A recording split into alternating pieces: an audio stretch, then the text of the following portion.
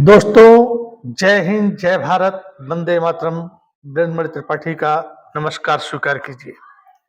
मैंने इसके पिछले वीडियो में बताया था कि शक्ति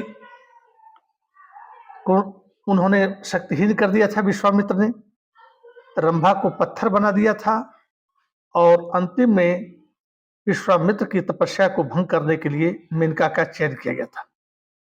वो शक्ति कैसे आई, क्या क्या काम की, वो मैंने नहीं बताया था, और रंभा ने क्या काम किया वो भी मैंने नहीं बताया था।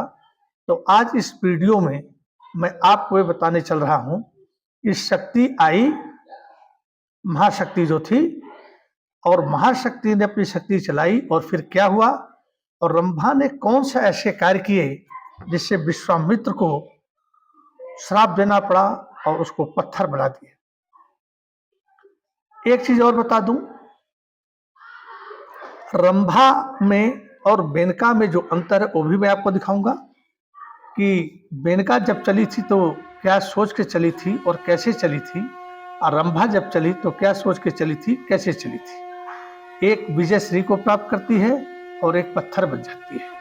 तो आज हम इस वीडियो को अब शुरू करते हैं कि कैसे हुआ। जब सारे देवताओं ने अपने मुंह से अपनी अपनी शक्तियां निकाली और फिर इसको एक महाशक्ति बनाया, तो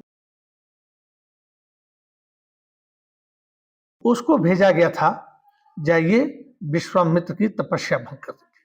अब यहां से क्लिप देखिए, शक्ति आती है और एक बड़ा सा पत्थर फेंकती है।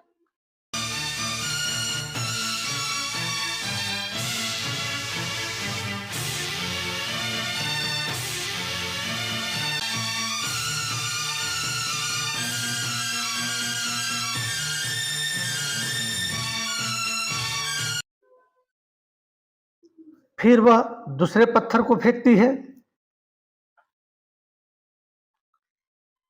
और विश्वामित्र जो वहां बैठे हैं, तपस्या में लीन हैं, उनका औरों एक होता है।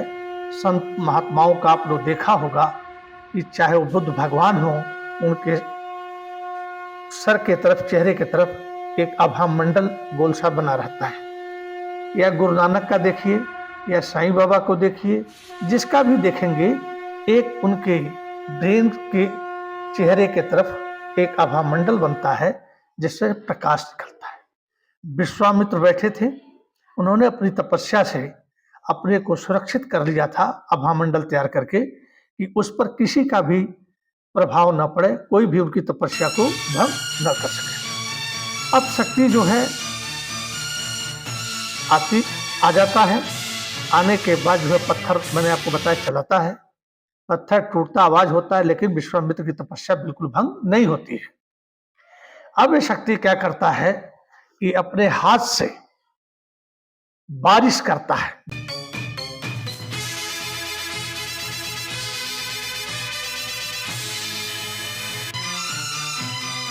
जल की वर्षा करता है कि जिससे कि वो बह जाए।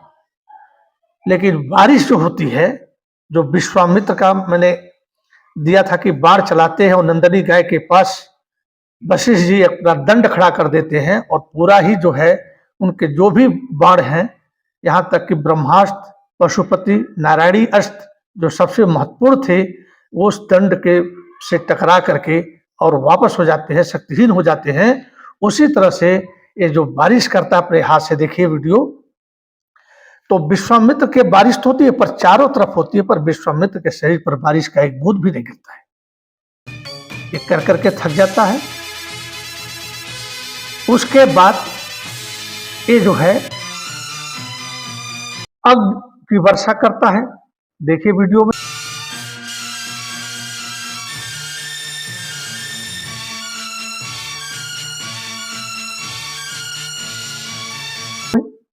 कैसे उसके हाथ से अग्नि निकल रही है, और उसके बाद जो है विश्वामित्र के चारों तरफ अग्नि गिरती है, लेकिन उनके शरीर पर बिल्कुल उसका कोई असर नहीं पड़ता है।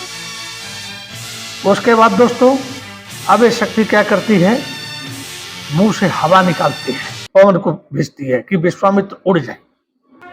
पर हवा भी जो आती है उसके पास विश्वामित्र वहीं बैठे हैं और उनको कोई बाधा या क्षतिग्रस्त नहीं कर पाती है। सारे अस्त्रों का ये उपयोग कर लेता है जो भी इसके पास होते हैं, और अंत में ये महाशक्ति जो होती है, त्रिशूल के समान होती है, ये उठाता है और विश्वामित्र की तरफ फेंक देता है।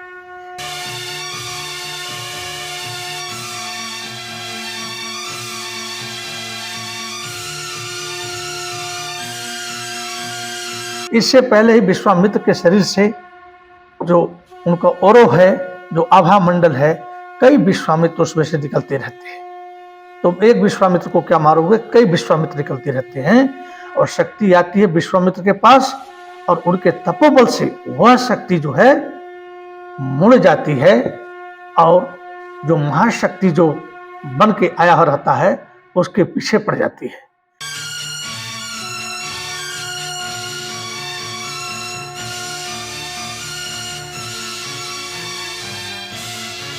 अब भागने लगता है। देखिए वीडियो देखिए आप लोग, भागने लगता है और भागते भागते इंद्र के दरबार में पहुंच जाता है और कहता है, महेंद्र मुझे आश्रय दो। क्या हुआ, भयभीत क्यों हो? क्या विश्वामित्र ने श्राप दे दिया तुम्हें? श्राप तो वो तब देता देवेंद्र जब वो आंखें खोलता। मैं उसकी तपस्या। मुझे बचाओ महेंद्र, मुझे बचाओ महेंद्र, मुझे बचाओ।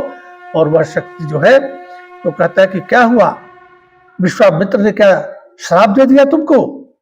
तो कहता है नहीं, श्राप तो तब देता ना जब वो अपनी आंखें खोलता।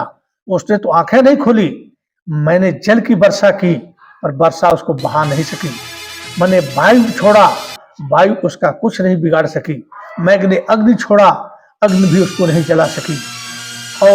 और अंत में मैंने जो महाशक्ति थी उसको चलाया और शक्ति भी उसका कुछ नहीं बिगाड़ सकी, और उल्टा ही उसने शक्ति को मेरे तरफ कर दिया।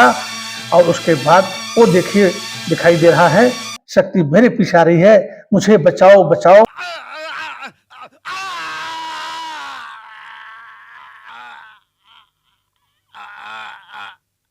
और सीढ़ियों पर वह गिर जाता है और शक्ति आती है और अंत में उसके पेट में घुस जाती है और महाशक्ति का शक्ति जो है सर्वनाश कर देती है।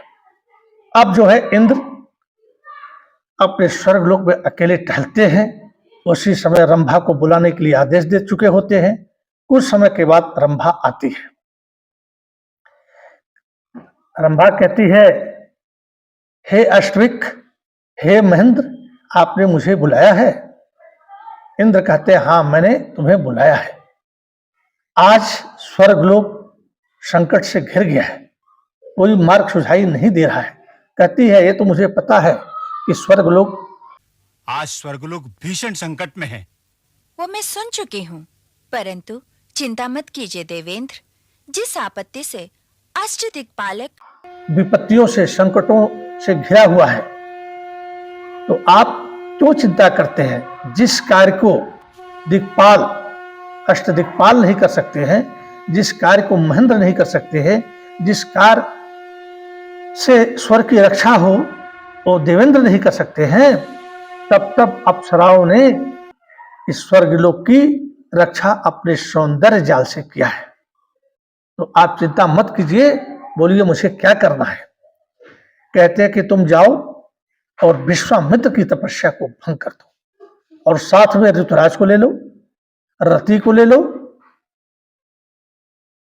और अपने साथ जो है अपने साथ ऋतुराज को ले जाओ, रति और मनोरथ को भी साथ ले लो। परंतु रंभा को किसी की सहायता की आवश्यकता मेनका नहीं को है। अपने रूप पर, अपने गायन पर, अपने शरीर के आकर्षण पर इतना घमंड होता है कि वह कहती है कि मुझे किसी की आवश्यकता नहीं है, मैं अकेली जाऊंगी। अब देखो दोस्तों, अब यहीं पर आपको मैं दिखा रहा हूं कि मेनका ने कहा, इसका क्लिप देखिए, और जिस कार्य के लिए चली थी उसी कार्य को रंभा भी चली है, और रंभा और मेनका में दोनों की बात करने में और शक्तियां ले जाने न ले जाने में, घमंड में क्या अंतर है। मेनका जब चलती है तो पहले कामदेव, हे रति, सुरलोक आपत्ति काल में है, मेरी सहायता करो। तुम्हारी कामदेव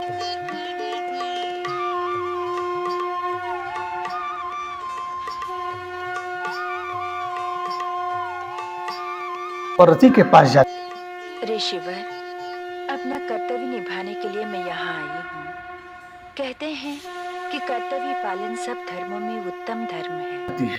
और उसे कहती है कि आप मेरी ढाल बनिए, पर यही रंभा कहती मुझे किसी की जरूरत। अपने साथ ऋतुराज को ले जाओ, रति और मनोरथ को भी साथ ले लो।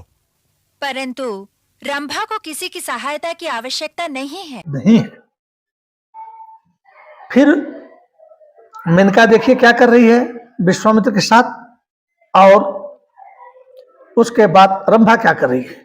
मेनका विश्वामित्र जो तपस्या में लीन है कहती, हे ऋषि, इसकी क्लिप सुनिए, मुझे माफ कीजिएगा, कोई गलती होती है तो मुझे पत्थर मत बनाइएगा।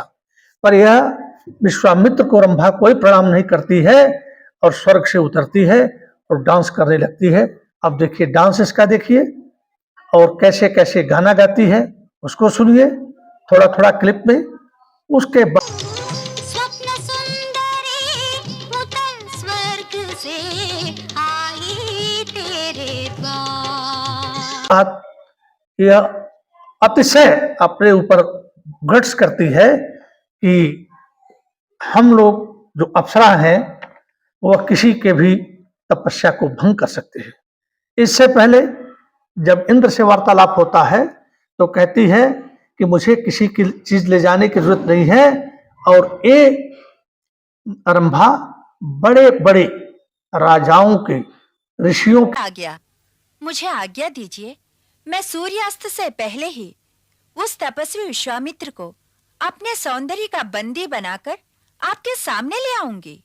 महर्षियों के तपस्या को भंग कर चुकी है, ये स्वर्ग लोक का इतिहास गवाह है।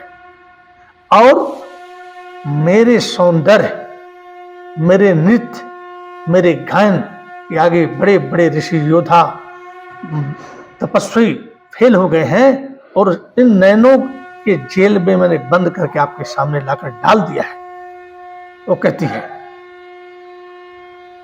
इंद्र कहते हैं कि तुम्हारी तब जो है कामुकता से भरे हैं, तुम्हारी नाभि जो है इंद्रिय है, तुम्हारा नित्य जो है माया है, इसमें बड़े बड़े हो जाते हैं, इसलिए तो मैं तुम पर काफी गर्व करता हूं। तो तुम जाओ।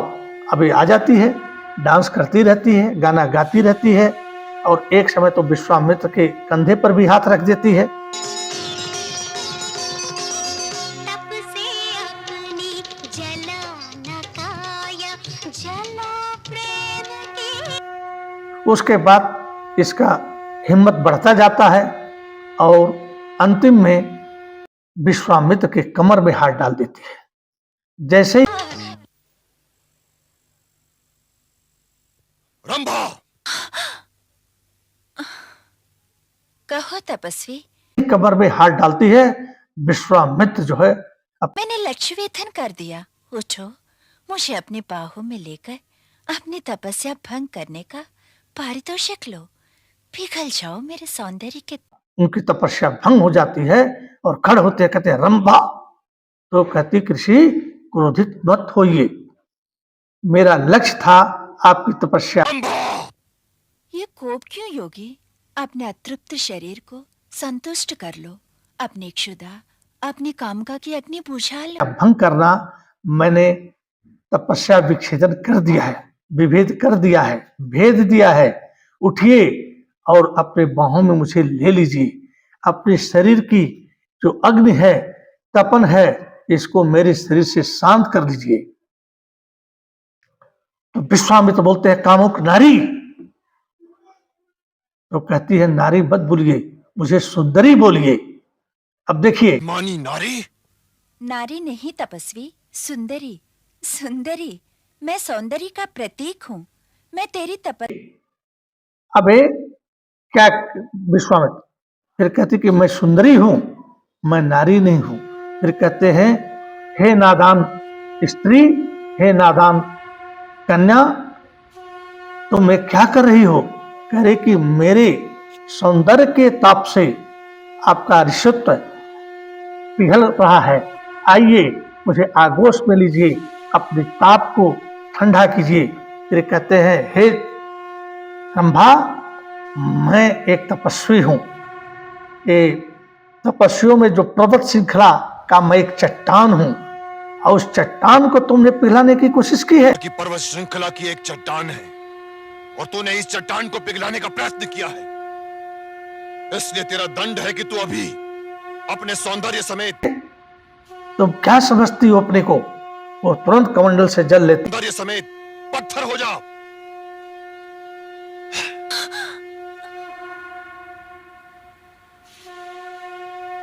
हैं और उसके ऊपर छिड़कने से पहले कहते हैं तुम अपने रूप के साथ ही पत्थर बन जाओ और फेंक देते हैं। जब फेंक देते हैं रंभा घबरा जाती प्रायश्चित है। निकट भविष्य में एक महर्षि तुम्हें इस शाप से मुक्त कर देंगे।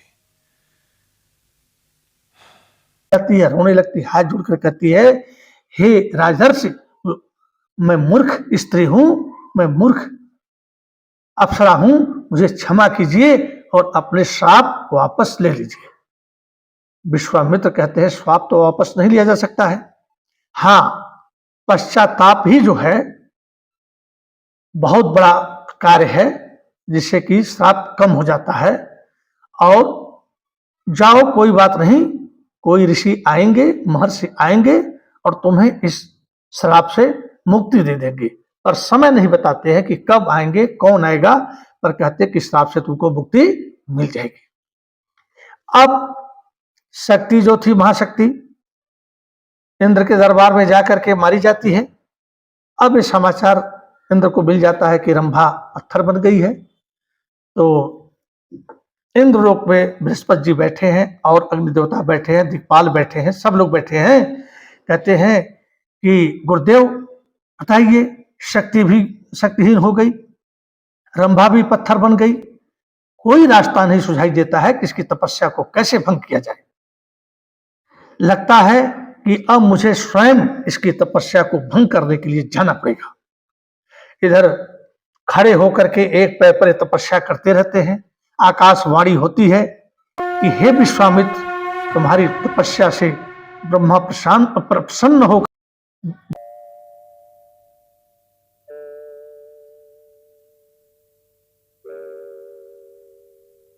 बड़ी दयाहीन भावना से याचना करते हैं। तो विश्वामित्र देखते हैं कि है कौन, भोजन मेरे सामने आया। भिक्षान देहि। हे ऋषेंद्र, ब्राह्मण बहुत भूखा है, 3 दिन से भोजन क्या है, खाना मुझे था, लगता है मेरे नसीब में भोजन नहीं है। फिर अपनी दिव्य दृष्टि से देखते हैं,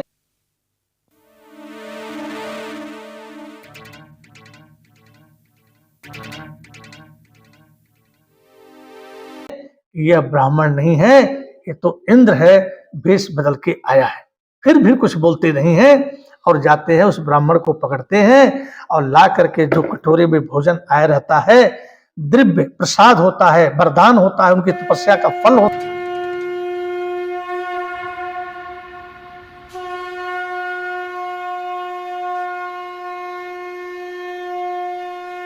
उसके अंदर जो किए हैं ब्रह्मा जी खुद भेजे हुए रहते हैं, इनके सामने रख देते हैं और कहते हैं लीजिए, आप खा लीजिए। इंद्र जो है ब्राह्मण वेश में ही उसको खाते हैं। विश्वामित्र को देखते हैं, विश्वामित्र भी को देखते हैं और कहते हैं